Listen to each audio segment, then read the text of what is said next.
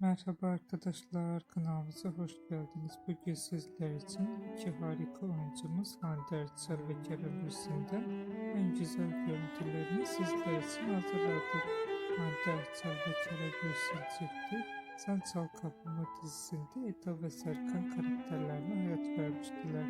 Onlar bu dizide sevgili olmuştular ve dizi bittikten sonra yollarını ayırdılar. Biz de sizler için onların en güzel ve en özel karelerini hazırladık. Videoların devamlı gelmesi istiyorsanız da kanalımıza abone olup yorum yazmayı unutmayın.